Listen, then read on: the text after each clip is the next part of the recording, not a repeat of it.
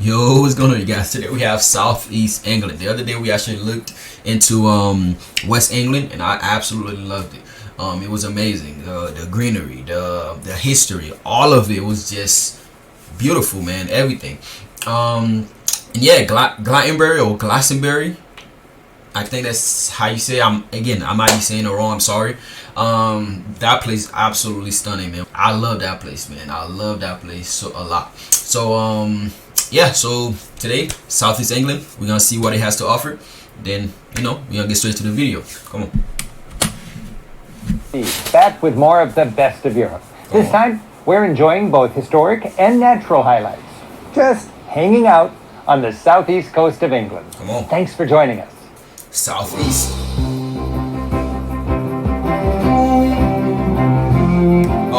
Him, last time I reacted to the videos, he was actually going all over the place, like to the actual, the historical places. He went all everywhere. He didn't only show the greenery, he showed the history, everything. So I like that.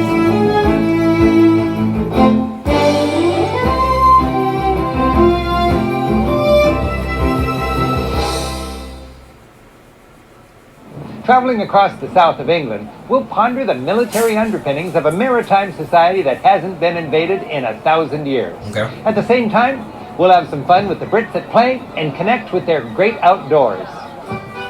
We'll admire Henry II's formidable castle. Look at this. Already beautiful, man. You already have the castles. You have the greenery that surrounds it. Can't get better than that, man. Prowl through Britain's most historic warship. See where the Archbishop of Canterbury works. Glide on a dreamy stream. Holiday on a Victorian pier. Marvel at a royal seaside pleasure palace. And hike an unforgettable bluff. Great Britain is dominated by England, and we'll explore its southeast coast. Starting in Dover, we'll visit Canterbury, the site of the Battle of Hastings, Beachy Head, Brighton, and Portsmouth. Okay, come on now. The White Cliffs of Dover overlook the English Channel. Ever since ancient Roman times, those traveling from the continent to Britain set their sights on these famous cliffs. If they were enemies, troops based here fended them off. This Roman lighthouse is a reminder that 2,000 years ago the Romans landed here and established their colony of Britannia. The Roman fleet was based here in Dover Harbor. To guide their boats safely home, they burned wet wood by day for maximum smoke and dry wood by night for maximum light. Long considered the key to England by potential invaders, Dover Castle provides a quick review of England's defensive military history. Okay. Upon an earthen mound, originally part of an Iron Age fortress, is a many-layered complex with remnants from each age. In the 12th century, the Norman king Henry II had this fortress built, making Dover's castle the most secure in his realm.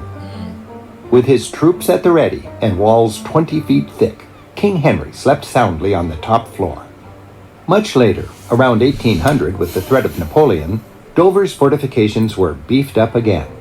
So it's interesting to me, so the castles were built, not all of them, of course. So some of them were built as protection, so that's why they're so big. So it was more like to protect. That's good. That's good to hear. Very good. Of artillery, the English dug defensive tunnels deep into the chalk. With the outbreak of World War II, more bomb-proof tunnels were dug. Today, visitors enjoy a fascinating tour. As if frozen in time, the rooms give an intimate look at how the British foiled the attempted Nazi invasion. Wow. They used an elaborate communication center to coordinate critical decisions with what was, at the time, state-of-the-art equipment. One command center coordinated the defense against German ships. As an island nation, control of the seas around Great Britain for the free movement of both naval and merchant vessels was critical. Another command center defended against the German Air Force. Attacking Nazi aircraft were charted on screens, and Battle of Britain defenses were plotted.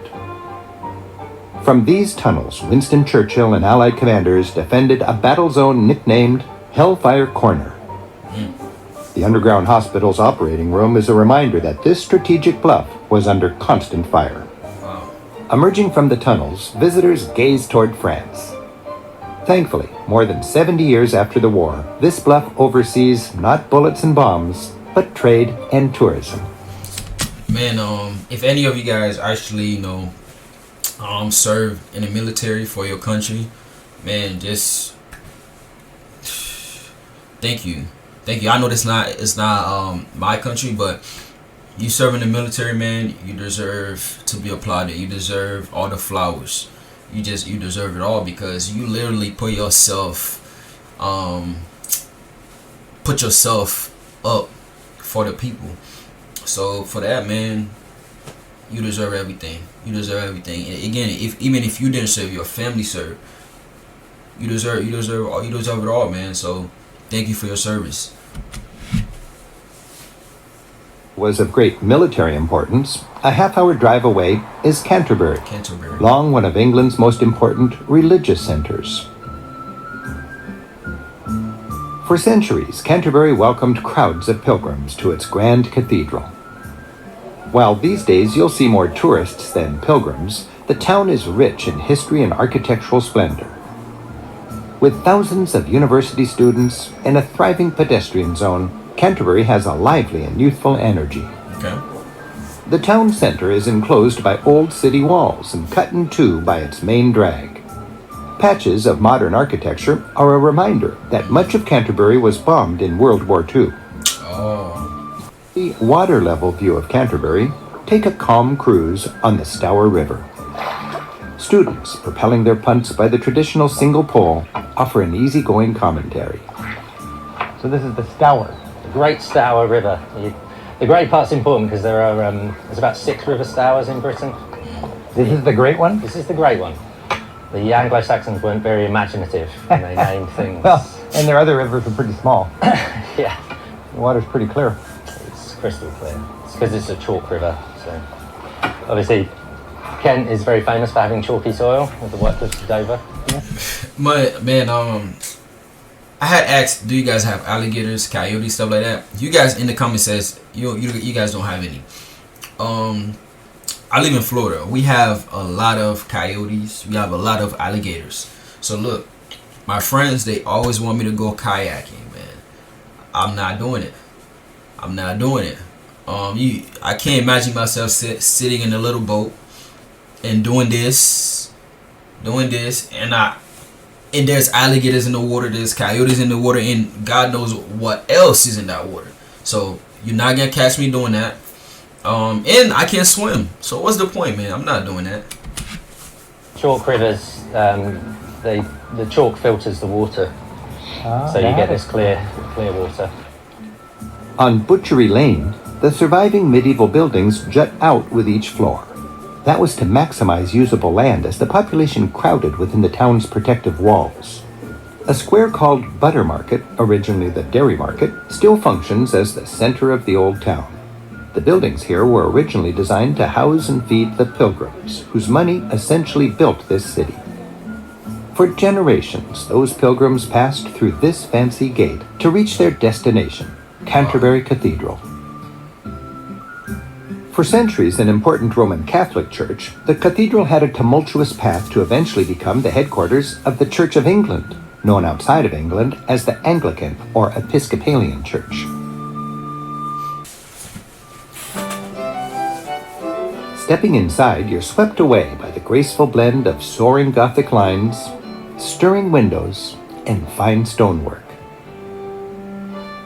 The bell tower soars about 200 feet high. Gaze way up at the delicate fan vaulting at the highest point. The finely carved 15th century choir screen is decorated with statues of 6 English kings. This wall, or screen, separated the church into 2 distinct zones. One side was for the public. Then, stepping through, as if entering another world, you entered the private space of monks, where each day they'd gather to worship. The cathedral grew in importance and wealth after an infamous murder back in the 12th century put it on the pilgrimage trail.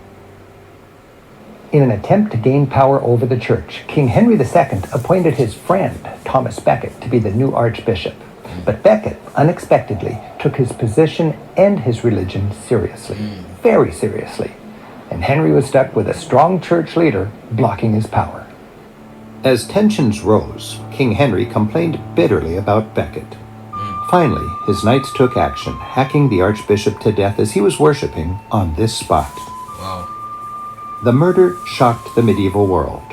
Soon word spread that miracles were occurring here.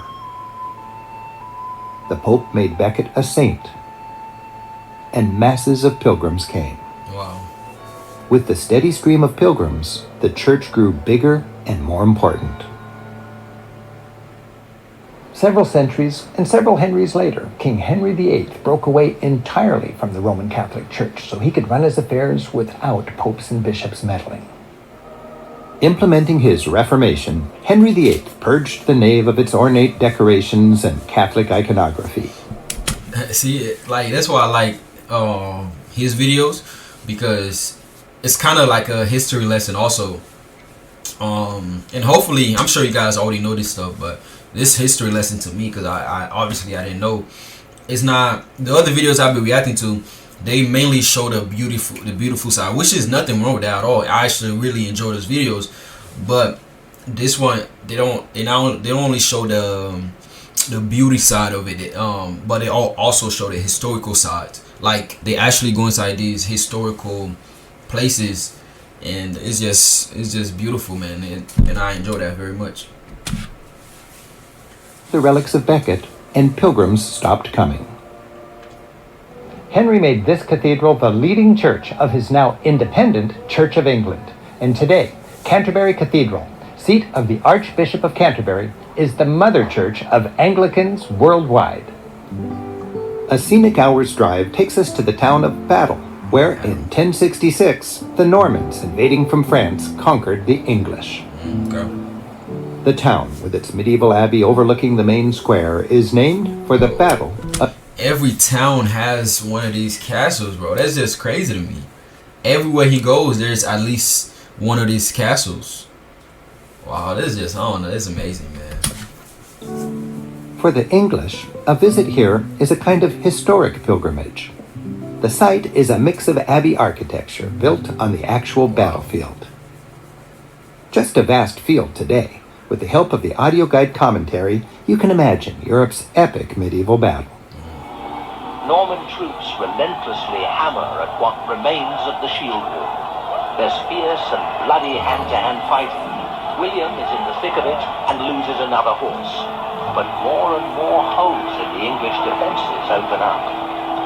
As the English position weakens, the Normans press home their advantage. 7,000 soldiers died in one day. It was the most memorable date of the Middle Ages, October 14, 1066. Across the channel in Normandy, the 9-century-old Bayeux tapestry tells the complicated story. Basically, the English king died without a clear heir. An Anglo-Saxon noble named Harold and a French-born Duke of Normandy named William both claimed the throne. William and the Normans crossed the channel. They fought furiously on the fields of Hastings. Harold was killed, according to legend, by an arrow in the eye, and William became William the Conqueror. The Battle of Hastings was a big deal. From here, the Norman invaders swept into London, where William was crowned King of England and built the Tower of London to defend his realm. The Norman conquest of England established a strong, centralized government and propelled what had been an isolated island of Britain into the European mainstream. Today, nearly 1,000 years later, this successful invasion is seen as a good thing by the people of England. But enough war history. Let's hit the beach. Come on now. Brighton is South England's Coney Island. Britain's royalty helped establish Brighton as a resort back around 1800, when Napoleon's wars I love the beach, man. shut down vacation travel on the continent. King George IV chose Brighton to build a vacation palace for himself, and royal followers began a frenzy of construction along the nearby seashore. Okay. Soon this once sleepy seaside village was transformed into an elegant resort town. In 1840, the train connected London with Brighton. Suddenly, these beaches were accessible to the working class masses, and Brighton has been London by the sea ever since. Man, look at all the rocks. That's beautiful. Two landmarks line the promenade. The latest eye-catcher is a futuristic observation tower. But the big draw remains its pleasure pier. Built in 1899 and jutting far into the water, it gave everyone a chance to enjoy the sea. Glittering. I never seen a beach just full of rocks. It's always sand. It's just that's crazy. That's crazy. And loaded with amusements, beautiful. Brighton Pier is the place to go for a fix of junk food, including some candy floss, that's cotton candy, and to survive dizzying rides. If you can ignore the garish arcade games, you might be able to imagine yourself as a Victorian Londoner out on holiday.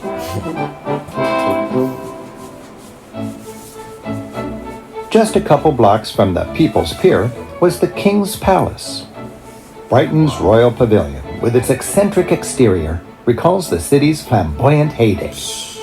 Its interior, which retains its 1820s decor, is even more outlandish.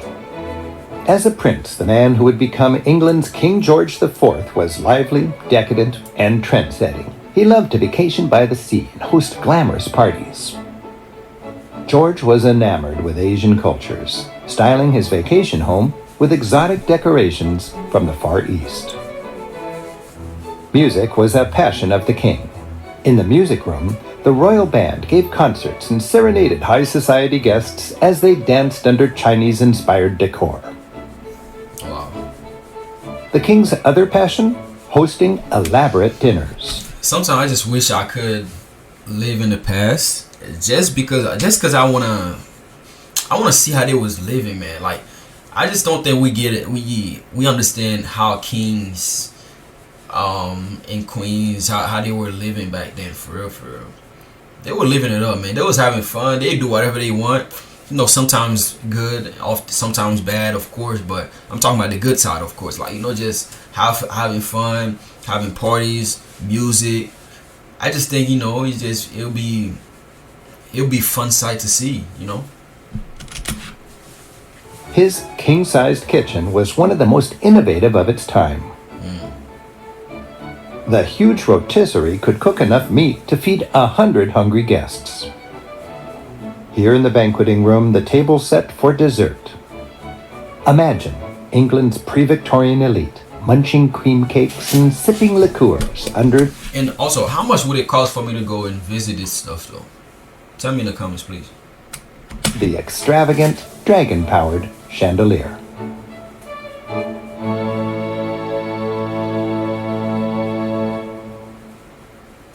You can imagine, King George was an extravagant spender, and he left piles of debt. Shortly after his death, his niece, Victoria, took the throne. Queen Victoria wanted more privacy and less decadence, so she sold the pavilion to the city of Brighton, which owns it to this day. Wow, that's good. After visiting a resort town, England's natural beauty provides a delightful contrast. These chalk cliffs are often mistaken for Dovers, but they're the white cliffs of Beachy Head. Same chalk, same coastline, but further west. Beachy Head is carpeted by a vast grassy field, wild yet smooth as a putting green, reaching up to a dramatic drop-off. With the open sea beyond and white chalk cliffs plummeting 500 feet into the surf. Wow, that's just beautiful to me, bro. Like, how often do you see stuff like that? Beyond and white chalk cliffs plummeting 500 feet into the surf. This scene thrills hikers. From here, a long undulating series of cliffs stretches for miles. Long ago, these were dubbed the Seven Sisters by groggy sailors at sea who gazed lustily through the mist from their ships and imagined a can-can of 7 maidens lifting their lacy petticoats. While this chalk may have looked like lace from a distance, in the fog, in a drunken stupor, it's actually the shelly sediment of the seabed, solidified over 100 million years and then raised high by the slow motion collision of continents. the handy hamlet of Burling Gap has an inviting visitor center. Its stairway provides the only convenient access to the beach. Early birds get the sandy spots among the pebbles, and the tide pools are a hit with the kids. Beachy Head is just one stretch of the South Downs Way, one of many beloved public walks that crisscross Britain. The English love to ramble and enjoy historic points along the way. Around here, as this mysterious horse illustrates, art has been carved into the underlying chalk of the hillsides for generations. Towering figures like the Long Man of Wilmington go back many centuries. The countryside feels made to order for easy walks. And that's what I mean, bro. If I went to this place, I seen this, I'm like, I wouldn't think it's so historical. Like, that's what I be saying. I be reacting to videos of you guys' countries. It's just so much history there. It's just so much history, man. You just never know what you're stepping on. You just never know what you're looking at. Like, you could be looking at anything, and it's from back in the 1400s. You know, it's beautiful, man. And I love that a lot. Countryside feels made to order for easy walks. A delightful stop is the hamlet of East Dean, which still gathers around its medieval green. When hiking in England, it seems you're never far from a friendly pub. By the way, we're here in August. I like England in peak season. Long days, best weather, and there are enough people out for things to be lively, but never really a crowd problem.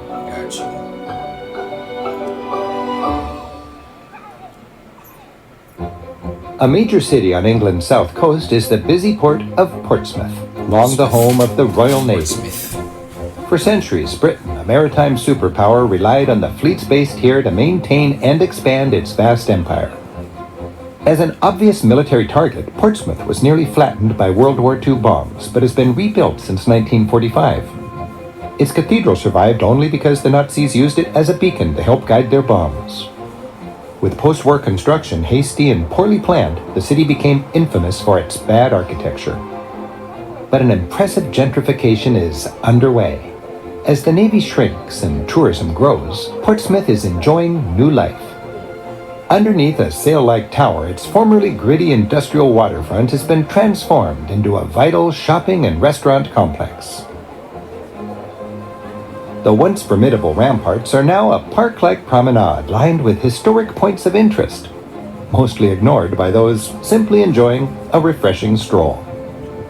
With the notoriously blustery weather, local kids gather at the base of the wall. Nicknamed the Hot Walls, it's out of the wind and retains warmth from the unreliable English sun. At the tip of the ramparts, formerly... Question, how hot does it get over here in England? Because I know it rains a lot, so... But when it gets hot, though, how hot can it really get? Because I know how hot it can get in Florida, man. I don't know if you guys know about how hot it is over here, but, man, it gets hot. It gets hot. And it's bad, man. But, yeah, tell me in the comments, man. How hot does it get? Pubs now serve not sailors, but a trendy crowd. Their conversation is punctuated by the passage of massive ships and ferries artfully powering through the narrow mouth of the harbor. Back when Britannia ruled the waves, it did so with its mighty navy, based here in Portsmouth's historic dockyard. This sprawling museum highlights England's storied maritime heritage, both very old and relatively new. Like this gunboat from World War I on the gun decks, you can imagine the noise, smoke, and confusion of battle as cannons fired in unison recoiled and were reloaded. All the while, enemy fire crashed into and splintered the ship around the men. Climbing through the ship with its low ceilings, you can feel how cramped the living conditions were. There was no such thing as privacy, and the tight quarters created a forest of hammocks. Wow. Often, sailors slept right where they fought. When not in battle, they ate at tables wedged between their guns.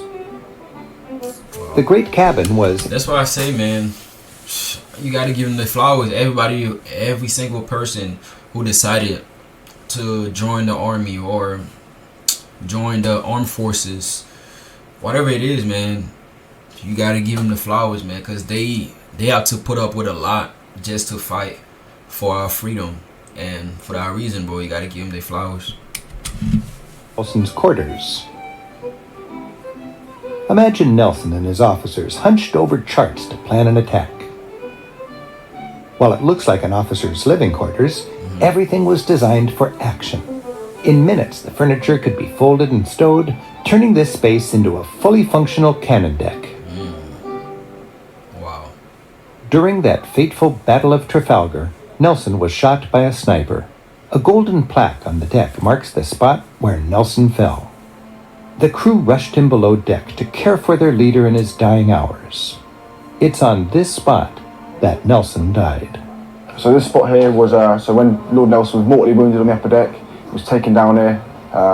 Just before he was about to die, Captain Hardy come down and said to him, "Sir, we've won the battle."